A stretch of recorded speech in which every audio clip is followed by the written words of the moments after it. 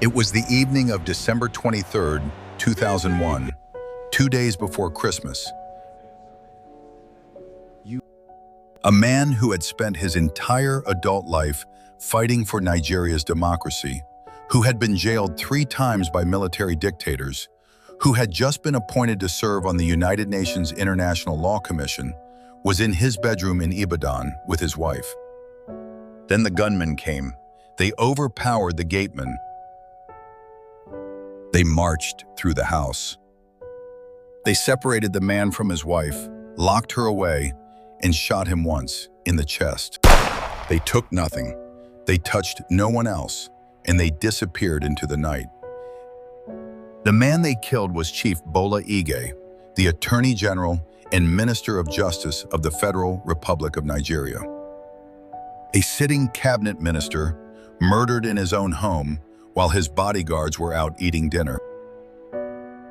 And to this day, more than 2 decades later, not a single person has been convicted of his murder. To understand what Nigeria lost on that December evening and why someone may have wanted Bola Ige dead, you must first understand the man himself. Chief James Ajibola Idowu Ige was born on the 13th of September, 1930 in Isa Oke, in what is now Osun State. His parents were Yoruba natives of Isa Oke town. Though born into modest circumstances, his trajectory was extraordinary from the very beginning. He studied at Ibadan Grammar School from 1943 to 1948, then went on to the University of Ibadan before crossing to University College London, where he graduated with a law degree in 1959. He returned home not just with a degree, but with a mission. At just 23 years old, he was appointed the organizing secretary of the defunct Action Group, the dominant political force in the Southwest.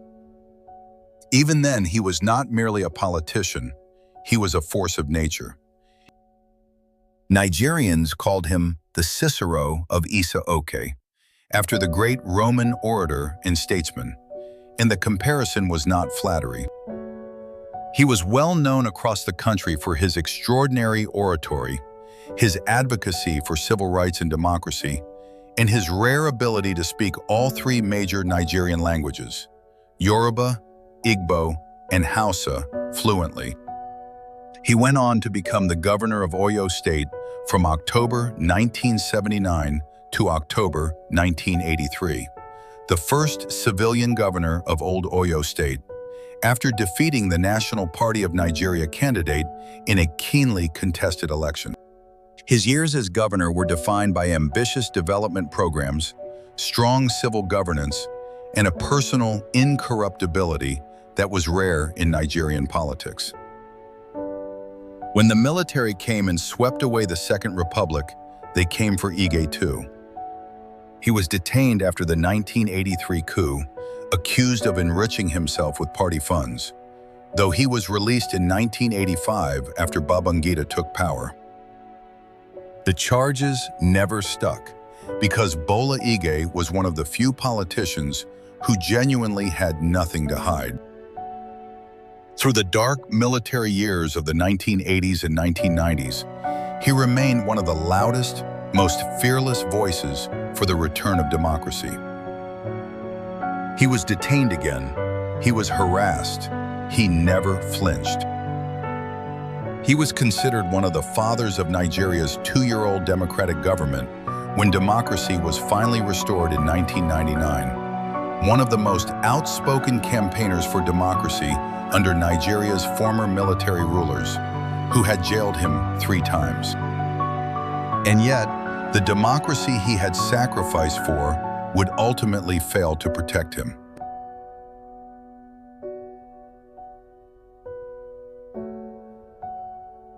When General Olusegun Obasanjo won the 1999 presidential election and Nigeria's 4th Republic began, Bola Ige was a natural choice for high office. But his path into the Obasanjo cabinet was complicated from the start. Ige had himself attempted to become president via the Alliance for Democracy Party, but was rejected. The winner, Obasanjo, appointed him first as Minister of Mines and Power, before he later became the Minister of Justice and Attorney General of the Federal Republic. It was a powerful position, in theory. But even as Attorney General, Ige found himself fighting battles on multiple fronts.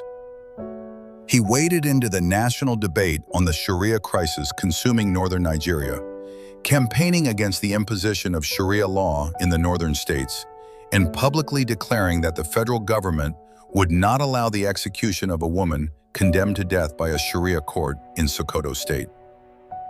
These were courageous positions, and they made enemies. But the most dangerous battle was brewing much closer to home, in his own party. In Osun State, a vicious power struggle had erupted between the AD governor, Chief Bisi Akande, and his deputy, Iyola Omisore. Bola Ige, a Yoruba elder statesman and deputy leader of Afenifere, the Pan-Yoruba socio-cultural organization, was deeply involved in Osun politics. And he made clear where his sympathies lay, with Akande. This alignment put him on a direct collision course with Omisore, a collision that would turn violent and then fatal. 8 days before his death, Bola Ige received a warning, not in words, but in a public act of deliberate humiliation that in retrospect was a death threat dressed up as a mob action. On December 15, 2001, Ige attended the coronation ceremony of Mrs. Stella Obasanjo at the Palace of the Uni of Ife, Oba Sijuwade Okunade. It should have been a dignified occasion. What happened instead was deeply sinister. An angry crowd mobbed Ige in the palace grounds, stripping him of his necklace, cap, and destroying his glasses. A deeply offensive act in Yoruba culture, where the removal of an elder's cap is considered a serious desecration.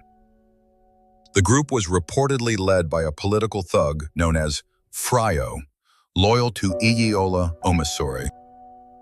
The Palace of the Uni of Ife, the spiritual cradle of the Yoruba people, had been used as the stage for a public assault on one of Nigeria's most senior officials. And not a single arrest was made. What happened next left no room for misinterpretation. A few days later, Iyola Omisore granted an interview to a popular Lagos magazine and openly threatened Bola Ige, saying he had been beaten at the palace and was crying like a baby. He declared it was his last one. A sitting deputy governor had publicly said in print that the Attorney General of the Federation had suffered his last humiliation. 7 days later, Chief Bola Ige was dead.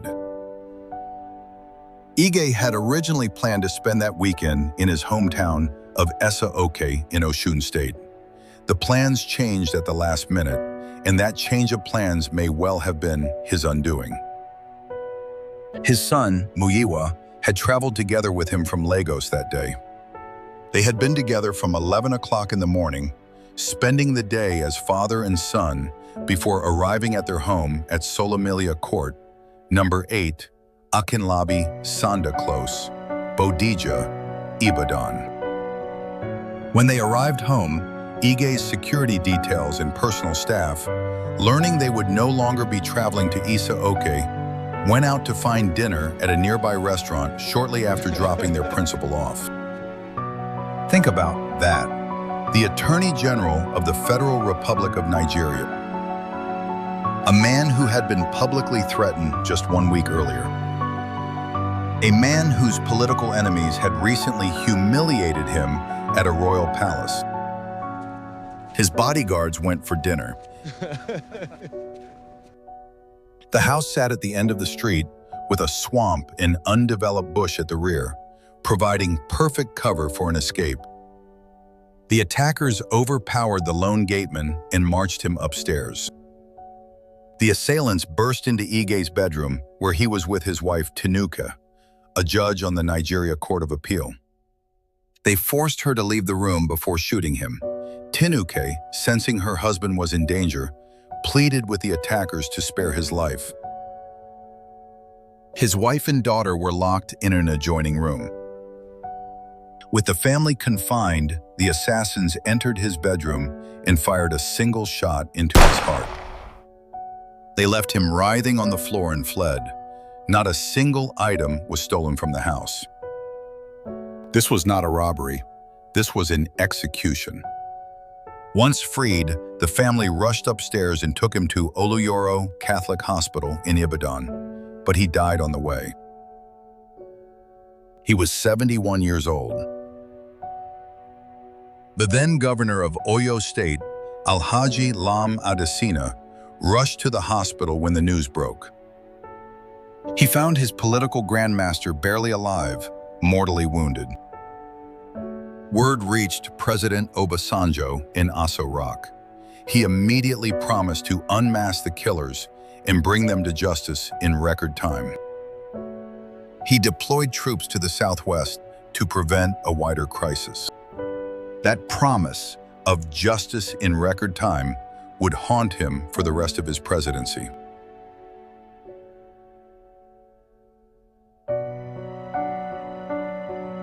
In the immediate aftermath, suspicion fell almost instantly on Iyiola Omisore, the public threat he had made in the magazine interview. The attack at the Uni's palace, organized by his alleged loyalists. The political feud with Ige. Everything pointed in one direction. A Lagos lawyer named Festus Keyamo brought forward a key witness, a man named Olugbenga Adebayo, known by the street name Fryo, who had led the mob at the Uni's palace. Fryo swore in an affidavit that he had been contracted by Omisore to silence Ige, and that Omisore had offered him 5 million naira to carry out the killing. The impact was immediate and dramatic.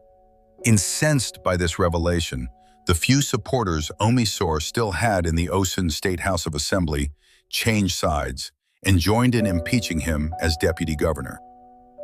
Stripped of his immunity from prosecution, he was promptly arrested on the orders of the Inspector General of Police, Tafa Balogun, and charged with others for the death of Ige. It seemed, for a brief moment, like justice might come swiftly. Then, one by one, the pillars of the prosecution began to crumble. In a stunning reversal, Fryo, now in police custody, publicly retracted his statement, claiming that lawyer Festus Keyamo had pressured him into falsely implicating Omisore. He said, "It was not true that Omisore gave me 5 million naira to kill Ige." Keyamo was arrested. 2 journalists were also detained. The entire investigation descended into chaos. Then came the blow that effectively ended any hope of conviction. Andrew Alofu, one of the guards who had been on duty at Ige's home on the night of the murder, denied under cross-examination that he had identified Alani Omisore, Iyola's brother, as one of the killers. He claimed his earlier statement had been obtained under duress, and that while in prison he had met Jesus Christ and could no longer be party to implicating an innocent man. The prosecution's case collapsed entirely. And then came the final insult to the memory of Bola Ige. While Omisore was still being held in detention, he contested and won a seat in the Nigerian Senate in the 2003 general elections on the platform of the People's Democratic Party, the ruling party. He was a prime suspect for the murder of Nigeria's Attorney General, sitting in a cell, and he was elected to the Senate. Ige's family, watching all this in horror, formally withdrew from the trial, accusing the government of immorality and betrayal for facilitating the release of the key accused. In a statement, they said they were leaving the matter to God because they had perceived an apparent government bias in favor of the prime suspect.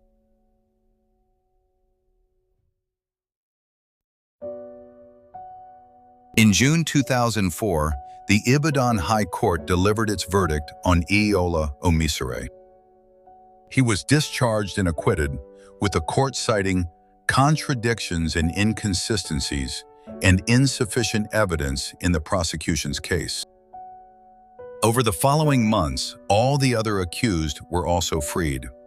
Adebayo Adedamola, Frayo, Daramola Ezekiel, Sergeant Oye Onianda, Nelson Kumoye, Kareem Lawal, and several others all walked out of court without a conviction.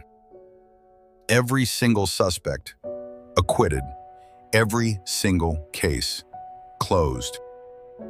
The PDP government, which had by then taken over power in Oyo State, filed a nolle prosequi in court, a legal instrument to officially discontinue the prosecution against the remaining accused. Not long after, the Inspector General of Police announced that the case file on the murder of Chief Bola Ige had been permanently closed, citing a lack of fresh evidence. The case did not just go cold, it was officially put to sleep.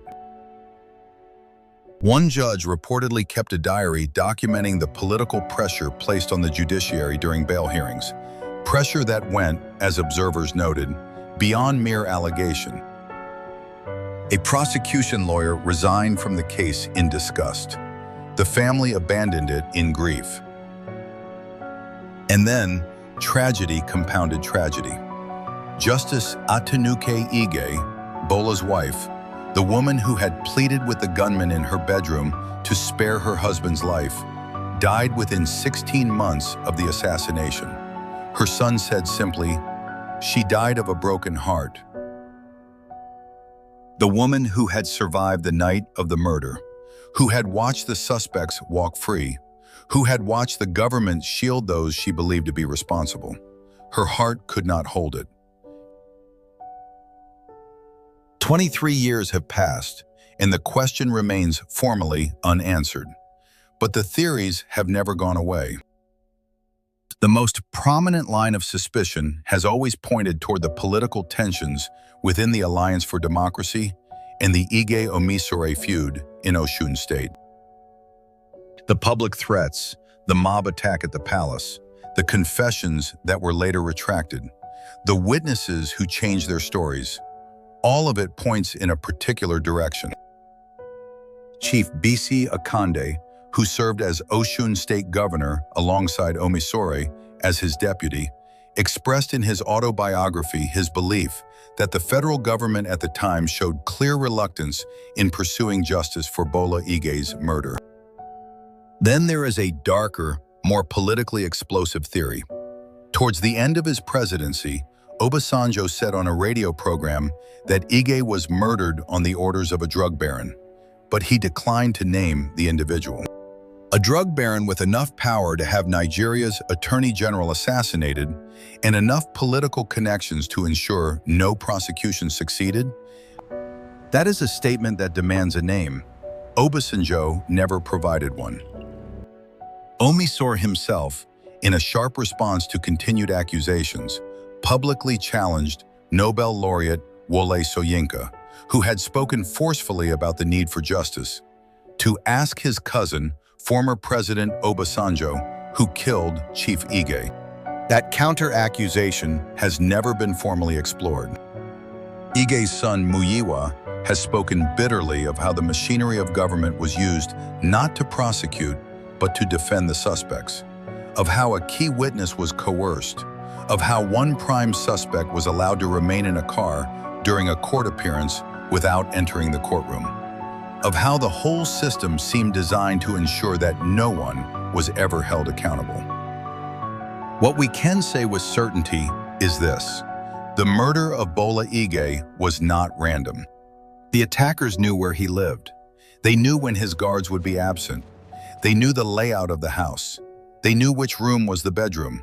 They fired once, with professional precision, and left without taking anything. Someone planned this, someone paid for this, and the Nigerian state, at multiple critical junctures, chose not to find out who.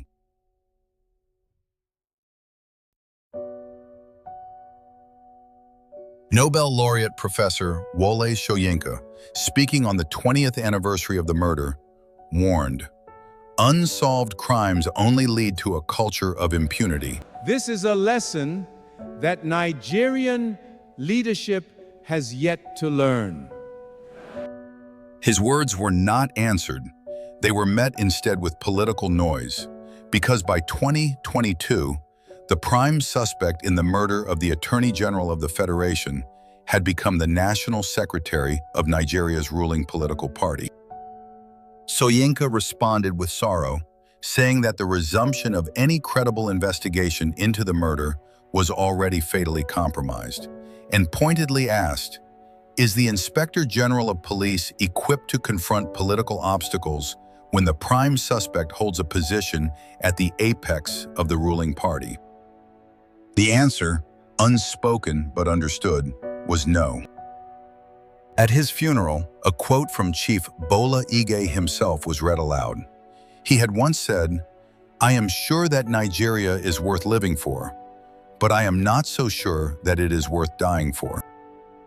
It was, in retrospect, a prophecy.